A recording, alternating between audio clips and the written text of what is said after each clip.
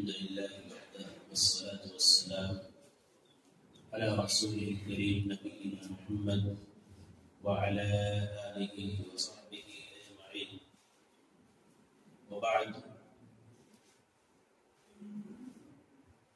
قال الله عز وجل: إنما يعمر مساجد الله من آمن بالله واليوم الآخر وأقام الصلاة وآتى الزكاة ولم يخش إلا الله وعسى أولئك أن يكونوا من المهتدين.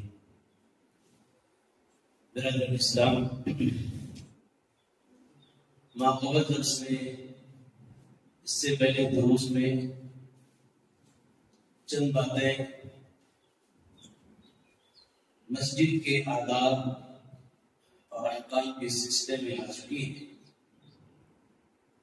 اور یہ بتایا جا چکا ہے کہ مسجد کے احکام کا کیا مطلب ہوتا ہے، آداب کا کیا مطلب ہوتا ہے، اور کن آداب کا پاس لحاظ کرنا مسجد میں آنے کے وقت، مسجد میں داخلے کے وقت میں کرنا۔ انہی آداب میں سے ایک ادب کل کے درس میں یہ بھی آئی تھی کہ جب ایک آدمی، ایک مسلمان، ایک مومن اپنے گھر سے مسجد کے لیے آئے تو ایسی صورت میں زیب و زینت اختیار کر کے آئے۔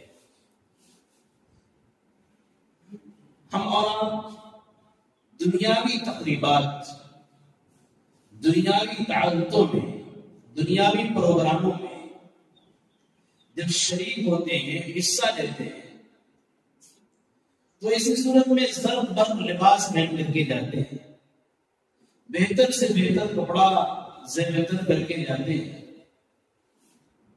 اور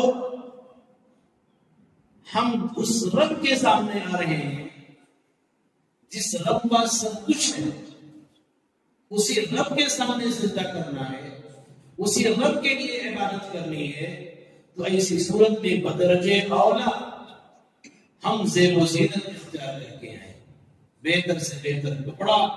اگر اللہ رب العالمین نے خوشبو میسر کی ہے تو خوشبو وغیرہ سے معطر ہو کر ہم اپنے آپ کو مسجد میں داخل کریں، اس لیے کہ اللہ رب العالمین نے فرمایا: یا بنی آدم خذوا زینتکم عند کل مسجد، اے انسانوں جب مسجد میں آؤ تو زینت اختیار کرو، جب نماز کے لیے آؤ زینت اختیار کرو۔ اسی کو اللہ کے نبی صلی اللہ علیہ وسلم نے فرمایا: ان اللہ جمیل یحب الجمال، اللہ خوبصورت ہے، تو اللہ رب العالمین خوبصورتی کو پسند کرتا ہے، صفائی کو پسند کرتا ہے، پاکی کو پسند کرتا ہے، کہ آدمی جب بھی آئے میرے دربار میں تو ایسی صورت میں بہتر بن کر کے آئے، اس لیے کہ میرے سامنے اسے سمجھا۔ اسی لیے اللہ کے نبی صلی اللہ علیہ وسلم کی دوسری حدیث ہے: اذا قام احدكم الى الصلاه فليلبس ثوبين فان الله احق ان يتزين له، جب مسجد کے لیے آؤ، نماز کے لیے آؤ تو کپڑے پہنو، زیب تن کرو کپڑوں کو۔ کیوں؟ اس لیے کہ اللہ رب العالمین اس بات کا زیادہ مستحق ہے، زیادہ حقدار ہے کہ اللہ رب العالمین کے لیے زینت اختیار کیا ہے۔ انسانوں کے مقابلے میں اللہ رب العالمین زیادہ حقدار ہے، زیادہ مستحق ہے کہ اللہ کے لیے خوبصورتی اپنائی ہے، اللہ رب العالمین کے لیے اپنے آپ کو مزین کیا ہے مسجد میں آنے کے بعد۔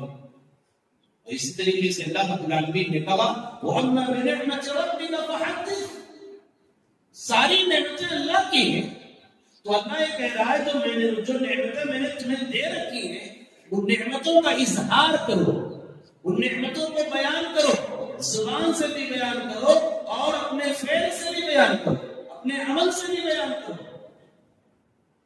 اللہ کے نبی صلی اللہ علیہ وسلم نے فرمایا: ان اللہ یحب ان یرى اثر نعمته على عبده، اللہ چاہتا ہے، اللہ پسند کرتا ہے کہ بندے کے اوپر اس کی نعمتوں کا اظہار ہو، بندہ دیکھنا چاہتا ہے جو نعمتیں ہم نے دے رکھی ہیں اسے کم از کم اس کو ظاہر کرے، بیان کرے ہو۔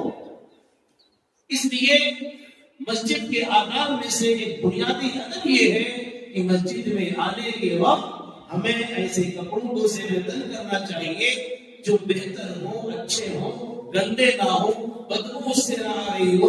یہ مسجد کے آداب میں سے بنیادی ادب ہے.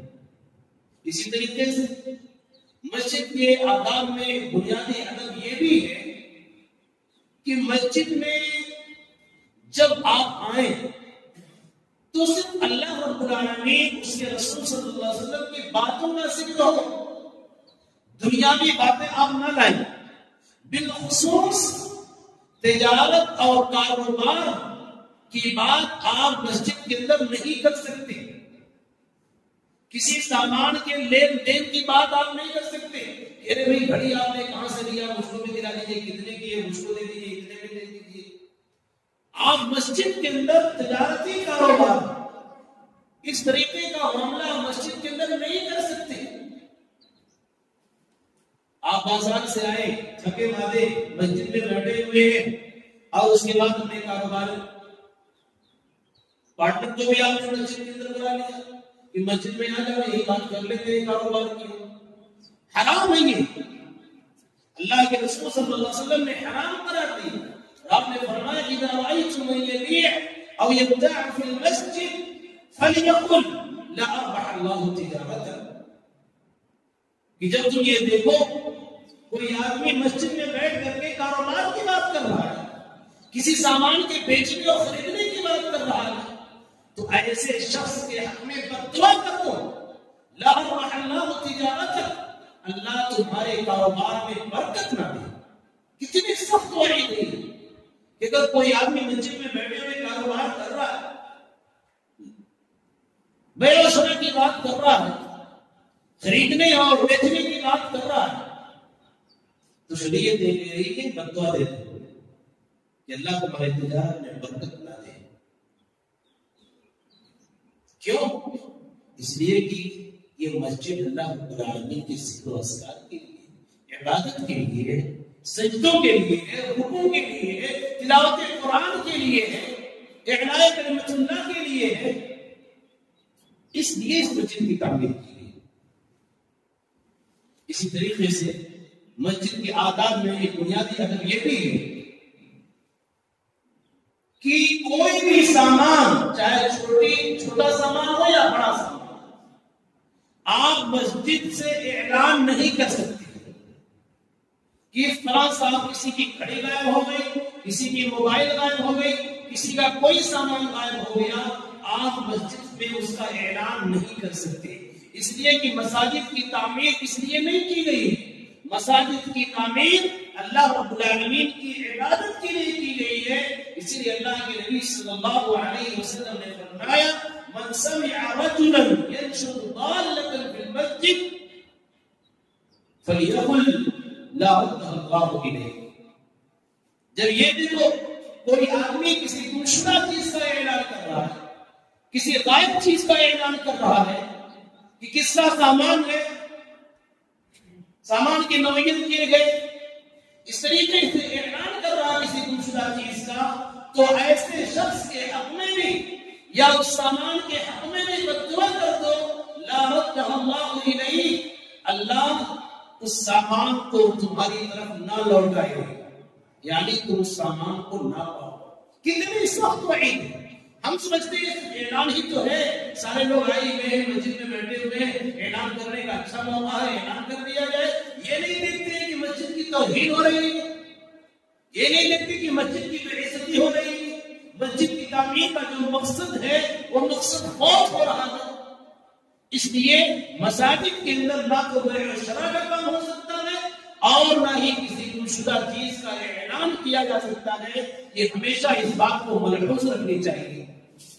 حضرات گرامی، اسی طریقے سے مسجد میں جب ہم آئے تو اس صورت میں مسجد کا اپنا ایک ذاتی حق یہ بھی ہے کہ اگر آپ بیٹھنا چاہتے ہیں، کچھ دیر رہنا چاہتے ہیں، آرام کرنا چاہتے ہیں، تلاوت کرنا چاہتے ہیں، تو کم از کم پہلے 2 رکعت نماز ادا کریں، جس کو تحیۃ المسجد کہا جاتا ہے.